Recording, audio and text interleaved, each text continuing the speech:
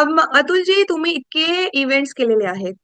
असं कुठला एक मेमोरेबल क्षण असेल का किंवा इव्हेंट असेल, शो असेल, ज्याच्याबद्दल तुम्हाला शेअर करायला आवडेल? खूप आहेत ग. मी लताबाईंबरोबर काम करू शकलोय. मी आशाताईंबरोबर काम करू शकलोय. मी रहमान बरोबर काम करू शकलोय. एक आमचा कार्यक्रम श्रीलंकेमध्ये चालू होता. That was a Shahrukh Khan night. आणि कार्यक्रम चालू होता, संपत आला होता. शेवटचे 2-3 गाणी उरली होती. आणि तेव्हा जरा श्रीलंका वॉज डिस्टर्ब हा. Politically also. ही जुनी गोष्ट आहे जरा. आणि अचानक काय झालं की Shahrukh was on the stage आणि आणि suddenly there was a blast in the audience. आणि तो खरा ब्लास्ट होता. ते फटाके वाजले नव्हते. आणि समोरची 2-3 लोक अक्षर उडाली होती, आम्ही बघितलं.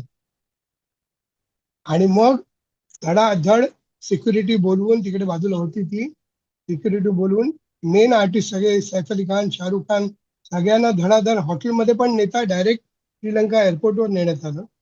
आणि काही आर्टिस्ट त्यांना नाही आम्ही तिकडे पोहोचू शकलो एअरपोर्टवर, त्यांना मग हॉटेलवर आणलं. त्यांना तेवढं डेंजर नव्हतं.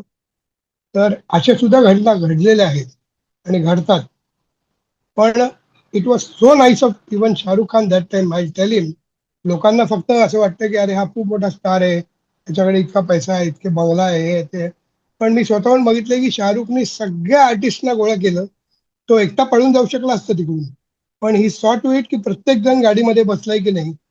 आणि प्रत्येक जण गाडीतून त्याच्या, आणि आणखी दुसरी गाड्या 2 होत्या त्याच्यातून प्रत्येक जण सेफली एअरपोर्टला पोहोचले की नाही, he made sure of that.